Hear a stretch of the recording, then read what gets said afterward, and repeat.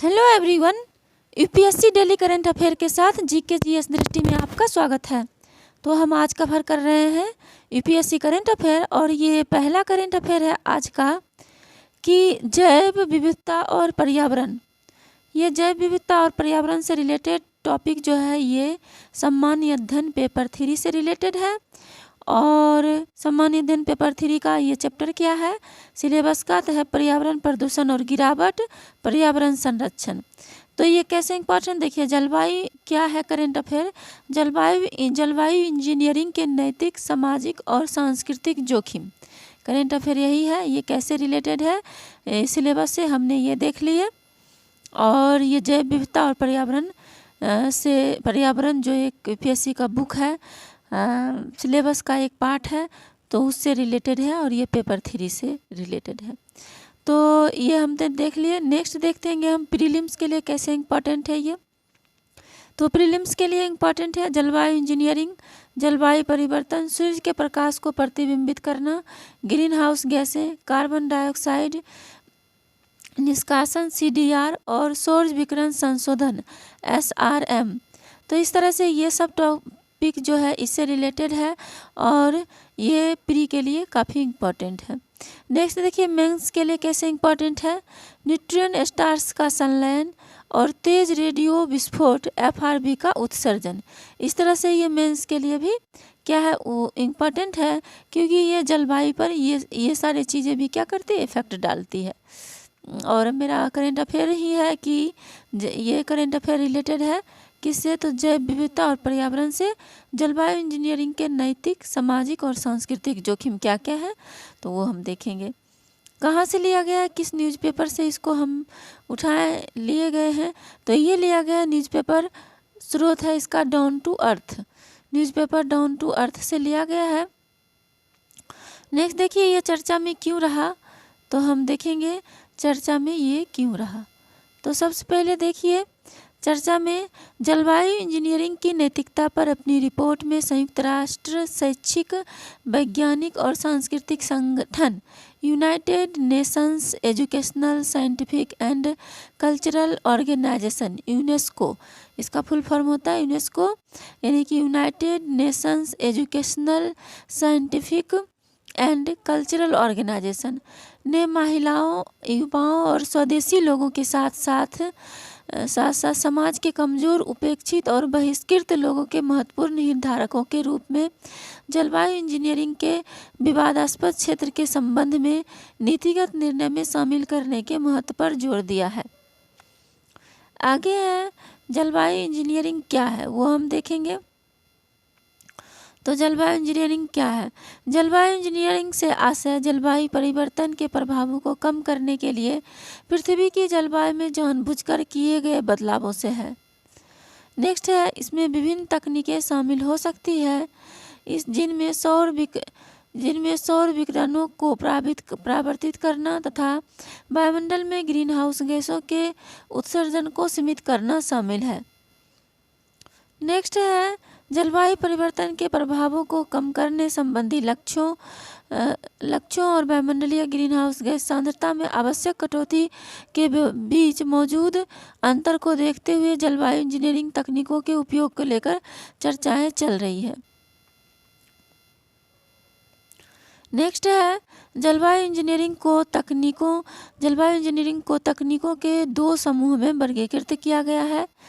तो ये है पहला कार्बन डाइऑक्साइड निष्कासन, जिसको शॉर्ट में CDR कहते हैं। ये क्या है इसके बारे में थोड़ा देख लेते हैं।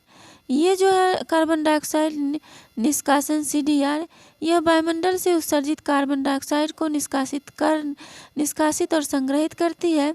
CDR में 5 तकनीकों का उपयोग किया जाता है। सीधे वायु से कार्बन का संग्रहण पहला है, दूसरा है वनोरोपण या पुनर्वनीकरण के माध्यम से कृषि उपयोग प्रबंधन, तीसरा क्या है बायोमास तथा उत्पादित कार्बन डाइऑक्साइड CO2 पृथक्करण, जिसका उपयोग ऊर्जा स्रोत के रूप में भी किया जा सकता है। इससे समुद्र द्वारा CO2 के अवशोषण तथा प्राकृतिक मौसम प्रक्रियाओं में वृद्धि होती है, जिससे वायुमंडल में CO2 की मात्रा में कमी आती है। नेक्स्ट है कि नेचर जर्नल की रिपोर्ट के अनुसार, यहाँ देखिए, नेचर जर्नल की रिपोर्ट के अनुसार नई सीडीआर प्रौद्योगिकी के उपयोग से लक्षित प्रतिवर्ष लगभग 2.3 मिलियन टन कार्बन निष्कासन में केवल 0.1% ही लक्ष्य पूरा किया जा सका है। आगे है सौर विकिरण संशोधन SRM। SR के M क्या होता है, तो यहाँ पे देखिए सौर विकिरण संशोधन, इसमें पृथ्वी की धरातल परिवर्तन क्षमता में वृद्धि करना शामिल है। नेक्स्ट है परावर्तक पेंट से संरचना की रंगाई, उच्च परावर्तनशीलता वाले फसलों की बुवाई, समुद्री मेघों के परावर्तनशीलता को बढ़ाना, इंफ्रारेड अवशोषित मेघों को हटाना। तो ये सब जो है सौर विकिरण SRM, इसमें पृथ्वी के धरातल परावर्तन क्षमता में क्या होता है, वृद्धि करना शामिल होता है। आगे है, यहाँ पे देखिए आगे है अन्य SRM रणनीतियों में जलवायु विस्फोटों के कारण होने वाली शीतलन का अनुकरण करने के लिए निचले समताप मंडल में एरोसोल मुक्त करना और पृथ्वी की कक्षा में लिफ्लेक्टर अथवा ढाल स्थापित कर पृथ्वी तक पहुंचने वाले सौर विकिरण की मात्रा को कम करना शामिल है। नेक्स्ट है रिपोर्ट में जलवायु इंजीनियरिंग से संबंधित किन मुद्दों पर प्रकाश डाला गया है। तो देखिए हम देखेंगे किन मुद्दों पर प्रकाश डाला गया है। तो सबसे पहला है नैतिक मुद्दा। यहाँ पे देखिए नैतिक मुद्दा पे प्रकाश डाला गया है। जलवायु इंजीनियरिंग तकनीक हितधारकों को जीवाश्म ईंधन के उपयोग में कटौती न करने का कारण प्रदान करते हुए नैतिक जोखिम उत्पन्न कर सकता है। ऐसे में नैतिक जोखिम के परिप्रेक्ष्य में आगे बढ़ते हुए जलवायु नीति की व्यापक श्रृंखला के हिस्से के रूप में जलवायु इंजीनियरिंग रणनीतियों का आकलन करना आवश्यक है। नेक्स्ट है संगठित गैर जिम्मेदारी। यहाँ पे देखिए संगठित गैर जिम्मेदारी जलवायु इंजीनियरिंग के समक्ष एक अन्य समस्या है, जिसमें अनिश्चितता और पर्यावरणीय चिंताओं के कारण एकल संस्थानों पर दोष आरोपित करना कठिन हो जाता है। इसका प्रमुख कारण है कि सभी संस्थान अंतर संबंधित हैं तथा उनमें व्यक्तिगत जवाबदेही का अभाव है। यहाँ पे देखिए नेक्स्ट है आर्थिक मुद्दे। अब हम क्या देखेंगे, आर्थिक मुद्दे देखेंगे। सबसे पहले हम देखें नैतिक मुद्दे, अब देखेंगे आर्थिक मुद्दे। तो यहाँ देखिए नेक्स्ट है आर्थिक मुद्दे। आर्थिक मुद्दे के बारे में हम अभी देखेंगे। व्यावसायिक निवेश और आर्थिक विकास को बढ़ावा देने के साथ साथ ग्लोबल वार्मिंग से निपटने के लिए निगम जलवायु इंजीनियरिंग को एक पसंदीदा समाधान के रूप में प्रोत्साहित करते हैं। जलवायु इंजीनियरिंग प्रौद्योगिकी के कार्यान्वयन के लिए विभिन्न वित्तीय उद्देश्यों वाले देशों के बीच अंतर्राष्ट्रीय सहयोग की आवश्यकता है। इन प्रौद्योगिकियों द्वारा अन्न को खतरे में न डालते हुए कमजोर देशों की मदद करना एक बड़ी चुनौती हो सकती है। नेक्स्ट है कि शासन विनियमन संबंधी मुद्दे। अब हम देखेंगे शासन विनियमन संबंधी मुद्दे क्या है। वर्तमान में जलवायु परिवर्तन पर कार्रवाई में आवश्यक वैश्विक दृष्टिकोण और वर्तमान राष्ट्र आधारित कानूनी व्यवस्था के बीच सामंजस्य की कमी है। आगे है जलवायु इंजीनियरिंग के प्रशासन हेतु गैर राज्य अभिकर्ताओं और बहुस्तरीय दृष्टिकोण के बीच समन्वय की आवश्यकता होती है। ऐसे अभिकर्ताओं की भागीदारी जोखिमपूर्ण हो सकती है। हालांकि संस्थानों पर उनके दायित्व को पूरा करने के लिए दबाव बनाने हेतु नागरिक समाज कानूनी अभियोग का भी सहारा ले सकता है। नेक्स्ट है यूनेस्को की रिपोर्ट की सिफारिशें क्या है। तो यहाँ देखिए यूनेस्को की रिपोर्ट की सिफारिशें हम देख लेते हैं क्या है। यूनेस्को ने अपने सदस्य राज्यों से जलवायु कार्रवाई को विनियमित करने और मानव तथा पारिस्थितिक तंत्रों पर लिए गए उनके निर्णयों का अन्य राज्यों पर पड़ने वाले प्रभाव का आकलन करने हेतु कानून पेश करने की सिफारिश की है। आगे है प्रभावों के असमान भौगोलिक वितरण की संभावना को कम करने के लिए देशों को क्षेत्रीय समझौतों पर विचार करना चाहिए। नेक्स्ट है, इसमें जलवायु इंजीनियरिंग तकनीकों को शीर्ष प्राथमिकता प्रदान करने पर प्रतिबंध लगाने का आह्वान किया गया। आगे है, इसमें कहा गया है कि जलवायु इंजीनियरिंग पर शोध के लिए राजनीतिक अथवा व्यावसायिक उद्देश्यों हेतु हस्तक्षेप नहीं किया जाना चाहिए। आगे है, यूपीएससी सिविल सेवा परीक्षा विगत वर्ष के प्रश्न में देखते हैं क्या है। यहाँ देखिए, विगत वर्ष जो प्रश्न पूछा गया वो देखते हैं। निम्नलिखित में से किसके संदर्भ में कुछ वैज्ञानिक पच्छाव में विरलन तकनीक तथा समताप मंडल में सल्फेट वायु विलय अंतःक्षेपण के उपयोग का सुझाव देते हैं। 2019 में ये क्वेश्चन पूछा गया था। ऑप्शन है, कुछ क्षेत्रों में कृत्रिम वर्षा करवाने के लिए। नेक्स्ट ऑप्शन है कि यहाँ पे देखिए, नेक्स्ट ऑप्शन है उष्णकटिबंधीय चक्रवातों की बारंबारता और तीव्रता को कम करने के लिए। नेक्स्ट ऑप्शन है, यहाँ पे देखिए, नेक्स्ट ऑप्शन है पृथ्वी पर सौर पवनों के प्रतिकूल प्रभाव को कम करने के लिए। डी है ग्लोबल वार्मिंग को कम करने के लिए। आंसर इसका डी हो जाएगा। 2019 में ये क्वेश्चन पूछा गया था कि पच्छाव में विरलन तकनीक तथा समताप मंडल में सल्फेट वायु विलय अंतःक्षेपण के उपयोग का सुझाव देते हैं। क्यों? तो ये ग्लोबल वार्मिंग को कम करने के लिए। आगे हम देखेंगे, आगे अगला करंट अफेयर है प्रीलिम्स के लिए। एक मिनट, ये देखिए, सुरक्षा से रिलेटेड है। सुरक्षा से रिलेटेड है करंट अफेयर। क्या है? तेजस जेट और प्रचंड हेलीकॉप्टर के बारे में पढ़ेंगे। ये करंट में है। ये किस पेपर से रिलेटेड होगा? तो सम्मान अध्ययन पेपर 3 के किस टॉपिक से रिलेटेड होगा? तो विज्ञान और प्रौद्योगिकी में भारतीयों की उपलब्धियां, रक्षा प्रौद्योगिकी का स्वदेशीकरण, इससे रिलेटेड होगा। प्रीलिम्स के लिए कैसे ये इम्पॉर्टेंट है तो वो हम देख लेते हैं। प्रीलिम्स के लिए कैसे इम्पॉर्टेंट है तो देखिए, प्रीलिम्स के लिए इम्पॉर्टेंट है तेजस जेट और प्रचंड हेलीकॉप्टर, रक्षा अधिकरण परिषद DAC, हल्के लड़ाकू विमान तेजस मार्क 1A, हल्के लड़ाकू हेलीकॉप्टर प्रचंड LCH। मेंस के लिए कैसे इम्पॉर्टेंट है तो तेजस जेट और हेलीकॉप्टर विभिन्न सुरक्षा बलों और एजेंसियों तथा उनके कार्यक्षेत्र मेंस के लिए इम्पॉर्टेंट है।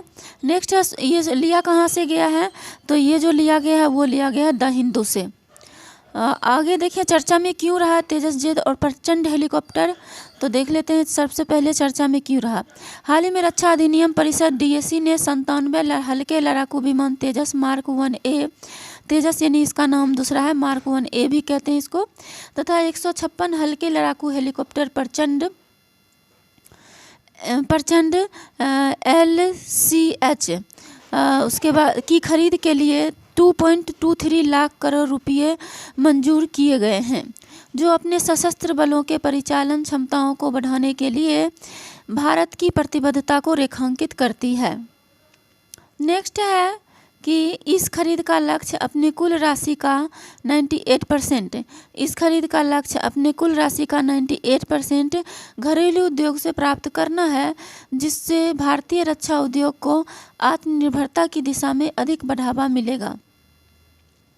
आगे है, डेसी ने सरकारी एरोस्पेस प्रमुख हिंदुस्तान एरोनॉटिक्स लिमिटेड HAL द्वारा अपने सुखोई 30 लड़ाकू बेड़े के उन्नयन के लिए भारतीय वायुसेना के प्रस्ताव को भी मंजूरी दी है। नेक्स्ट है कि हल्का लड़ाकू विमान LCA क्या है तो यहाँ देखिए, हल्का लड़ाकू विमान LCA क्या है तो इसका परिचय देख लेते हैं। LCA कार्यक्रम भारत सरकार द्वारा 1984 में तब शुरू किया गया था जब उसने LCA कार्यक्रम के प्रबंधन हेतु वैमानिकी विकास agency aeronautical development agency ADA की स्थापना की थी। इसका फीचर देखेंगे, विशेषताएं क्या है इसका तो वो देख लेते हैं।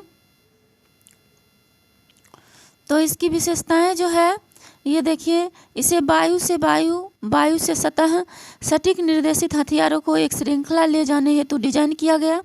यह हवा में ईंधन भरने की क्षमता से युक्त है। तेजस के विभिन्न प्रकार हम देख लेते हैं, कौन कौन तेजस के विभिन्न प्रकार हैं तो देखिए, तेजस ट्रेनर, यहाँ पे देखिए तेजस ट्रेनर, ये वायुसेना के पायलटों के प्रशिक्षण के लिए 2 सीटर परिचालन ट्रेनर विमान है।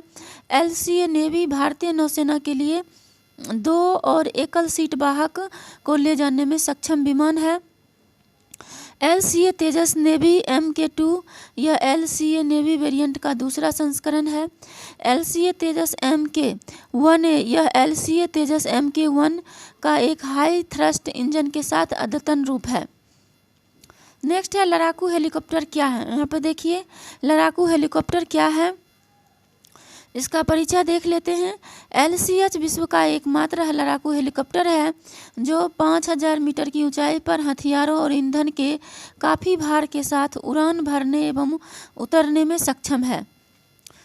यह हेलीकॉप्टर रडार संकेतकों सिग्नेचर से बचाव के लिए रडार अवशोषित तकनीकी का उपयोग करता है। इसमें कैश प्रूफ संरचना एवं लैंडिंग गियर मजबूत होता है। नेक्स्ट है कि दबाव मुक्त केबिन आणविक जैविक और रासायनिक NBC। दबाव मुक्त केबिन आणविक जैविक रासायनिक NBC आकस्मिक या फुटकर वैसे सुरक्षा प्रदान करता है। आगे है यह helicopter counter measure dispensing system से लैस है जो इसे दुश्मन के रडार तथा दुश्मन के मिसाइलों से बचाता है। नेक्स्ट है कि LCH हिंदुस्तान एरोनॉटिक्स लिमिटेड, यहाँ देखिए LCH-HAL यानी हिंदुस्तान एरोनॉटिक लिमिटेड द्वारा निर्मित 2 फ्रांसीसी मूल के शक्ति इंजनों द्वारा संचालित है। अब देखते हैं इसकी उत्पत्ति जेनेसिस देखेंगे। वर्ष 1999 में कारगिल युद्ध के दौरान पहली बार एक स्वदेशी लाइट वेट असॉल्ट वाले हेलीकॉप्टर की आवश्यकता महसूस हुई जो सभी भारतीय युद्ध क्षेत्र परिदृश्यों में सटीक हमला कर सके। नेक्स्ट है कि इसका मतलब एक ऐसे यान से था जो गर्म रेगिस्तान और ऊंचाई वाले ठंडे प्रदेशों में उग्रवाद विरोधी परिदृश्यों से लेकर पूरे पैमाने पर युद्ध परिस्थिति में काम कर सकता था। नेक्स्ट है Bharat Hindustan aeronautics limited HAL। यहाँ पे देखिए Bharat Hindustan aeronautics limited HAL द्वारा देश में निर्मित 3 टन श्रेणी में फ्रांसीसी मूल के लीगेसी हेलीकॉप्टर चेतक और चिता का संचालन कर रहा है। ये एकल इंजन मशीनें मुख्य रूप से यूटिलिटी हेलीकॉप्टर थी। भारतीय सेनाएं चिता का एक सशस्त्र संस्करण लॉन्चर भी संचालित करता है। नेक्स्ट है इसके अलावा भारतीय वायुसेना भारत में रूसी मूल के Mi-17 और इसके वेरिएंट Mi-17-4 और Mi-17V5 का संचालन करती है। इनका अधिकतम टेक ऑफ वजन 13 टन है जिनकी वर्ष 2028 से चरणबद्ध तरीके से सेवा अवधि को समाप्त करना है। सरकार ने अक्टूबर 2006 में LCH परियोजना की मंजूरी दी और HAL को इसे विकसित करने का काम सौंपा गया। नेक्स्ट है महत्व है इसका, क्या महत्व है वो देख लेते हैं। तो HAL में दुश्मन की वायु रक्षा को नष्ट करने, उग्रवाद विरोधी युद्ध खोज और बचाव, टैंक रोधी एवं काउंटर सतह बल संचालन जैसे लड़ाकू भूमिकाओं की क्षमताएं हैं। नेक्स्ट है भारत के पास कितने प्रकार के विमान हैं। तो भारत के पास कितने प्रकार के विमान हैं वो हम देख लेते हैं। तो ये बहुउद्देशीय लड़ाकू विमान NRF है। इसे हवा में मार, हवा से ज़मीन पर हमला और इलेक्ट्रॉनिक युद्ध जैसे विभिन्न मिशनों के लिए डिजाइन किया गया है। भारतीय वायुसेना सोवियत काल के IG-21 के पुराने बेड़े को बदलने के लिए 114 MRFA की खरीद पर काम कर रही है। नेक्स्ट है खरीद मेक इन इंडिया पहल के तहत की जाएगी। आगे यह चयनित विक्रेता को भारत में एक उत्पादन लाइन स्थापित करनी होगी और स्थानीय भागीदारों को प्रौद्योगिकी हस्तांतरित करनी होगी। नेक्स्ट है MiG-21। यहाँ पे देखिए MiG-21 के बारे में हम देख लेते हैं, पीटी में पूछा जा सकता है। तो कह रहा है कि सुपरसोनिक जेट लड़ाकू और इंटरसेप्टर विमान वर्ष 1950 के दशक में तत्कालीन USSR द्वारा डिजाइन किया गया था। इतिहास में व्यापक रूप से इस्तेमाल किए जाने वाले लड़ाकू विमान के 11,000 से अधिक इकाइयों के निर्माण के साथ 60 से अधिक देश इसे संचालित करते हैं। किसको, MiG-21 को संचालित करते हैं 60 से अधिक देश। आगे है IFA ने 1963 में अपना पहला MiG-21 हासिल किया और तब से विमान के 874 प्रकार शामिल हैं। नेक्स्ट है, इसमें भारत से जुड़े कई युद्धों और संघर्ष में भूमिका निभाई है। कई दुर्घटना एवं हादसों के कारण इसे उड़ता हुआ ताबूत टाइंग कॉटन उपनाम दिया गया है। IAF की योजना 2024 तक MiG-21 के प्रयोग को चरणबद्ध तरीके से समाप्त करने और इनकी जगह अत्याधुनिक लड़ाकू विमानों को लाने की है। नेक्स्ट है उन्नत मध्यम लड़ाकू विमान AMCA। यहाँ देखिए, उन्नत मध्यम लड़ाकू विमान AMCA यह भारतीय वायुसेना और भारतीय नौसेना के लिए 5वीं पीढ़ी का स्टील्थ बहुउद्देशीय लड़ाकू विमान विकसित करने का एक भारतीय कार्यक्रम है। इसे हिंदुस्तान एरोनॉटिक्स लिमिटेड HAL और अन्य सार्वजनिक एवं निजी भागीदारों की सहयोग से DRDO के ADA तथा डिजाइन और विकसित किया गया हो। नेक्स्ट है, इसमें स्टील्थ एयर फ्रेम, आंतरिक हथियार बे, उन्नत sensor, trade fusion, super cruise क्षमता और स्विंग रोल प्रदर्शन जैसी सुविधाएं होने की उम्मीद है। नेक्स्ट है, वर्ष 2008 में सुखोई Su-30 MKI के अनुवर्ती के रूप में इसकी सुरक्षा की गई है। इसकी पहली उड़ान वर्ष 2025 के लिए योजनाबद्ध है और उत्पादन वर्ष 2030 के बाद शुरू होने की उम्मीद है। नेक्स्ट देखेंगे सुखोई Su-30 MKI। यहाँ पे देखिए Su-30 MKI के बारे में देखते हैं। पीटी में पूछा जा सकता है क्वेश्चन, तो कह रहा है कि SAQ-MKI Sukhoi Su-30 MKI twin engine 2 seat बहुउद्देशीय लड़ाकू विमान रूस के सुखोई द्वारा विकसित और भारतीय वायुसेना के लिए भारत के HAL द्वारा लाइसेंस के तहत निर्मित किया गया है। हवाई श्रेष्ठता, जमीनी हमले, इलेक्ट्रॉनिक युद्ध और समुद्री हमले जैसे मिशनों को पूरा करने के लिए डिजाइन किया गया है। नेक्स्ट है, इसे वर्ष 2002 में भारतीय वायुसेना के तहत सेवा में शामिल किया गया। तब से कई संघर्षों और अभ्यासों में तैनात किया जा चुका है। नेक्स्ट है ट्विन इंजन डेक आधारित लड़ाकू विमान TEDBF। तो यहाँ पे देखिए TEDBF क्या है। नौसेना के MiG-29,000 को प्रतिस्थापित करने के लिए नौसेना के लिए निर्मित समर्पित वाहक आधारित संचालन के लिए भारत में पहली जुड़वा इंजन ट्विन इंजन डेक वाली विमान परियोजना, मुख्यतः घरेलू हथियारों से सज्जित अधिकतम मशीन संख्या 1.6 सर्विस लीग 60,000 फीट, अधिकतम टेक ऑफ वजन 26 टन, खुला पंख ट्विन इंजन डेक आधारित लड़ाकू विमान जो है इसका इस तरह से TEDBF। नेक्स्ट है राफेल के बारे में हम देख लेते हैं। राफेल है फ्रेंच ट्विन जुड़वा इंजन और मल्टी रोल लड़ाकू विमान। भारत ने 2016 में 59,000 करोड़ रुपये में 36 राफेल जेट खरीदे। हवाई वर्चस्व, अंतर्विरोध, हवाई टोही, जमीनी समर्थन, तीव्र प्रहार, जहाज रोधी हमला और परमाणु निरोध मिशनों के लिए सुसज्जित। नेक्स्ट है राफेल के बारे में नेक्स्ट दिया है राफेल जेट। यहाँ पे देखिए राफेल जेट हथियार पैकेज में उल्का मिसाइल, स्क्रैप क्रूज मिसाइल और MIC मिसाइल प्रणाली शामिल है। उल्का मिसाइल हवा से हवा में मार करने वाली मिसाइल की अगली पीढ़ी है। जिसे हवा से हवा में युद्ध क्रांति लाने के लिए निर्मित किया गया है, जो 150 किलोमीटर दूर दुश्मन के विमानों की निशाना बनाने में सक्षम है। नेक्स्ट है देखिए SCALP क्रूज मिसाइल 300 किलोमीटर दूर तक लक्ष्य को भेदने में सक्षम है, जबकि MICA मीका मिसाइल प्रणाली एक बहुमुखी हवा से हवा में मार करने वाली मिसाइल है जो 100 किलोमीटर दूर तक लक्ष्य को भेदने में सक्षम है। परिचालन उड़ान क्षमता 30,000 घंटे इसका है। नेक्स्ट हम देखेंगे आंतरिक सुरक्षा से रिलेटेड जो करंट अफेयर है वो है BSF के क्षेत्राधिकार।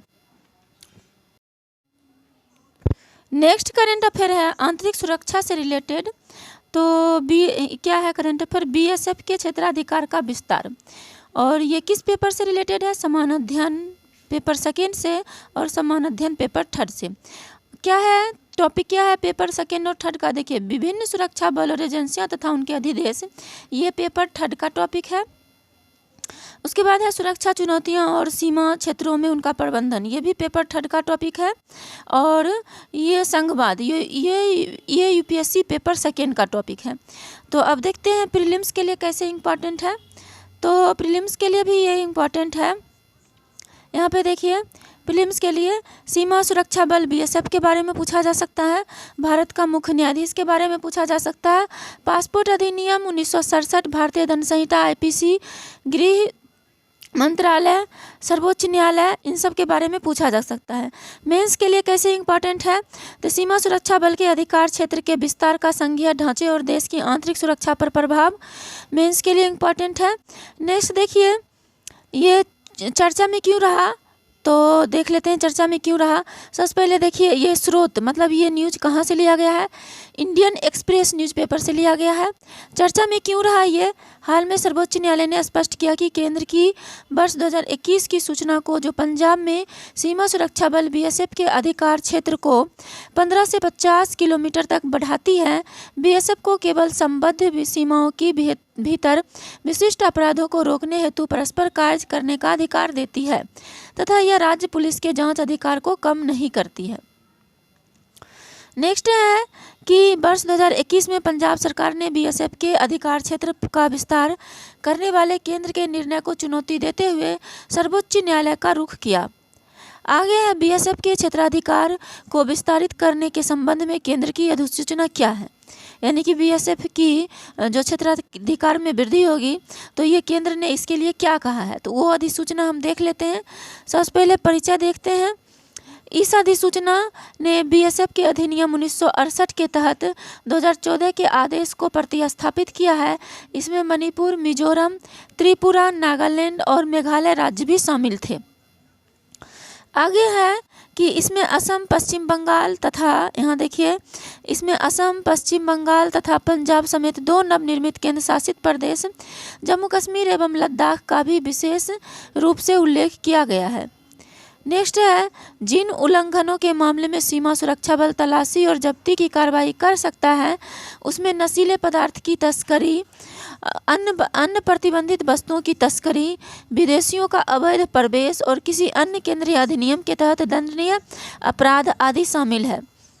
नेक्स्ट है किसी संदिग्ध को हिरासत में लेने या निर्दिष्ट क्षेत्र के भीतर एक खेप जब्त किए जाने के बाद बीएसएफ केवल प्रारंभिक पूछताछ कर सकती है और 24 घंटे के भीतर संदिग्ध को स्थानीय पुलिस को सौंपना आवश्यक है। आगे है संदिग्धों पर मुकदमा चलाने का अधिकार बीएसएफ के पास नहीं है। अब देखेंगे कि बीएसएफ की शक्तियां क्या क्या है।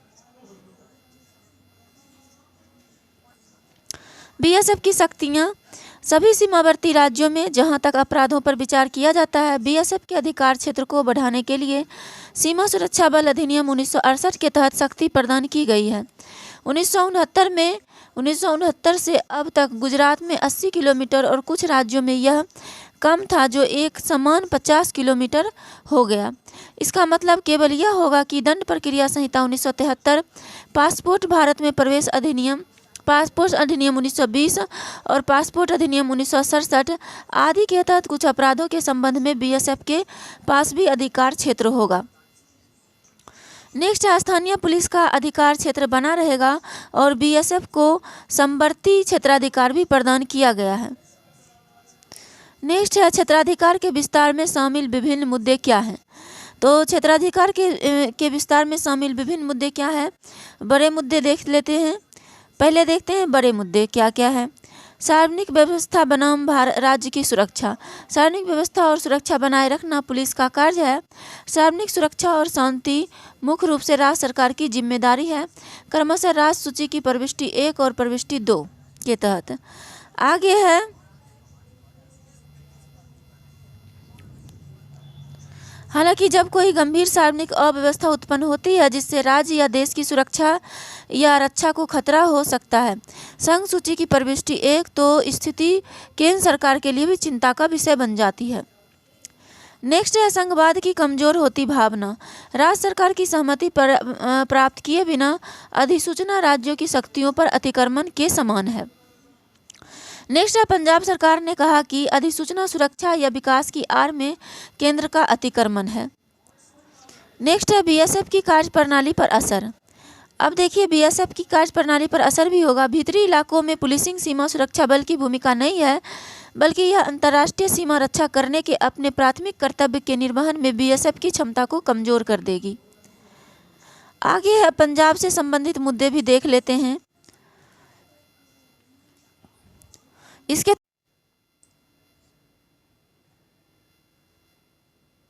नेक्स्ट हम पंजाब से संबंधित मुद्दे भी देख लेते हैं। इसके तहत 50 किलोमीटर तक के आसपास के क्षेत्र पर राज्य पुलिस के साथ साथ भारतीय दंड संहिता आईपीसी के तहत हर संज्ञेय अपराध पर हर शक्ति का प्रयोग करने की समवर्ती शक्ति है। पंजाब जैसे अपेक्षाकृत छोटे राज्य में जब इसे 15 से बढ़ाकर 50 कर दिया जाता है तो सभी प्रमुख शहर इसके अंतर्गत आ जाते हैं।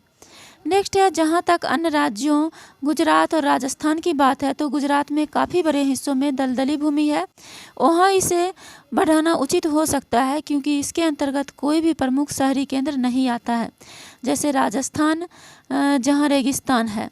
नेक्स्ट है राज्यों में सैन्य बलों की तैनाती पर संवैधानिक दृष्टिकोण।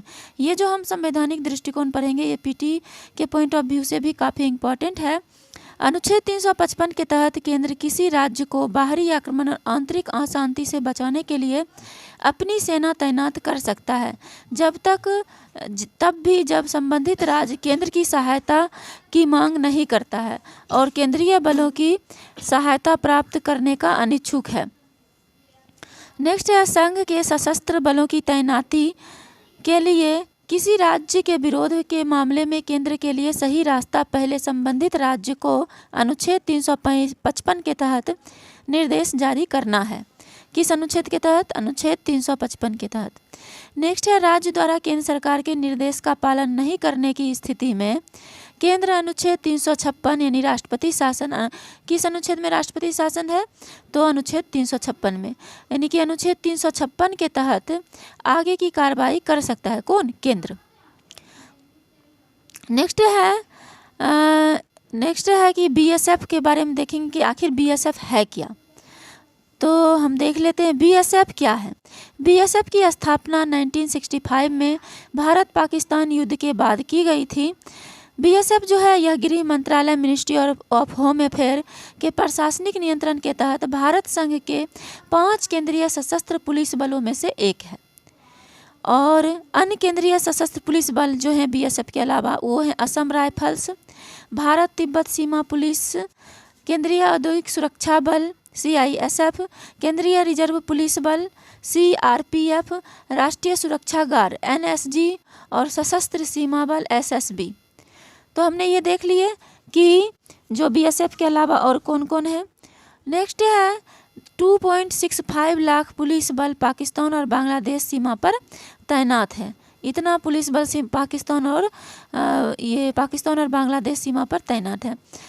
इसे भारत पाकिस्तान अंतर्राष्ट्रीय सीमा, भारत बांग्लादेश अंतर्राष्ट्रीय सीमा नियंत्रण रेखा LOC पर भारतीय सेना के साथ साथ तथा नक्सल विरोधी अभियानों में तैनात किया जाता है। किसको? बीएसएफ को। बीएसएफ अपने जलयानों के अत्याधुनिक बेड़े के साथ अरब सागर में सर क्रीक और बंगाल की खाड़ी में सुंदरबन डेल्टा की रक्षा कर रहा है। कौन? बीएसएफ। आगे है यह प्रत्येक वर्ष अपनी प्रशिक्षित जनशक्ति की एक बड़ी टुकड़ी भेजकर संयुक्त राष्ट्र शांति मिशन में समर्पित सेवाओं का योगदान देता है। आगे की राह हम क्या देखेंगे आगे और इसके लिए क्या करना चाहिए। तो आगे की राह देख लेते हैं। जैसे क्वेश्चन आंसर भी लिखते हैं तो उसमें लिखते हैं आगे की राह, राज्य की सहमति वांछनीय है, मतलब राज्य की सहमति भी क्या है, जरूरी है। भारत के पड़ोस में सुरक्षा स्थिति को देखते हुए संघ सशस्त्र बलों और राज्य नागरिक अधिकारियों के बीच मौजूदा संबंधों में किसी बदलाव की आवश्यकता नहीं है। हालांकि केंद्र सरकार द्वारा अपने सशस्त्र बलों को तैनात करने से पहले यह वांछनीय है कि जहां भी संभव हो राज्य सरकार से परामर्श किया जाना चाहिए। नेक्स्ट है राज्य के आत्मनिर्भर बनने की शक्ति। तो राज्य को क्या होना चाहिए, आत्मनिर्भर भी नहीं होना चाहिए। तो यहाँ पे देखिए क्या है, राज्य के आत्मनिर्भर बनने की शक्ति। यहाँ पे राज्य के आत्मनिर्भर बनने की स्थिति, प्रत्येक राज्य सरकार केंद्र सरकार के परामर्श से अपनी सशस्त्र पुलिस बल को मजबूत करने के लिए अल्पकालिक दीर्घकालिक व्यवस्था पर काम कर सकती है। नेक्स्ट है इसका उद्देश्य सशस्त्र पुलिस के मामले में काफ़ी हद तक आत्मनिर्भर बनना होगा, ताकि बहुत गंभीर गड़बड़ी की स्थिति में ही केंद्रीय सशस्त्र बलों की सहायता लेना आवश्यक हो। नेक्स्ट है क्षेत्रीय व्यवस्था, पड़ोसी राज्यों के एक समूह की आम सहमति से जरूरत पड़ने पर एक दूसरे की सशस्त्र पुलिस के उपयोग की अस्थायी व्यवस्था हो सकती है। आगे है क्षेत्रीय परिषद। तो यहाँ पे देखिए क्षेत्रीय परिषद क्या है, क्षेत्रीय परिषद के बारे में भी हम देख लेते हैं। तो एक मिनट,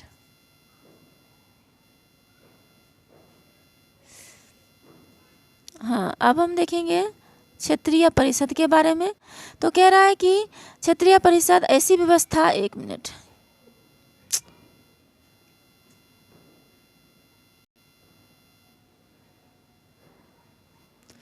हाँ क्षेत्रीय परिषद ऐसी व्यवस्था तैयार करने के लिए एक क्षेत्र के भीतर राज्यों की सहमति प्राप्त करना क्या है, जरूरी है। प्राप्त करने हेतु सबसे अच्छे मंच के रूप में कार्य कर सकती है। कौन, क्षेत्रीय परिषद सबसे अच्छे मंच के रूप में कार्य करेगी राज्यों के बीच। आगे है यूपीएससी सिविल सेवा परीक्षा में विगत वर्ष जो प्रश्न पूछा गया है वो देखते हैं। सीमा प्रबंधन विभाग निम्नलिखित में से किस केंद्रीय मंत्रालय का एक विभाग है। 2008 में ये आया था क्वेश्चन। ऑप्शन है रक्षा मंत्रालय, गृह मंत्रालय, नौवहन सड़क परिवहन और राजमार्ग मंत्रालय, पर्यावरण और वन मंत्रालय। तो इसका आंसर हो जाएगा बी, गृह मंत्रालय। नेक्स्ट है कि इसमें जो मेंस में जो इससे क्वेश्चन आया है, मेंस का भी हम देख लेते हैं। कह रहा है कि भारत के आंतरिक सुरक्षा के लिए बाह्य राज्य और गैर राज्य कारकों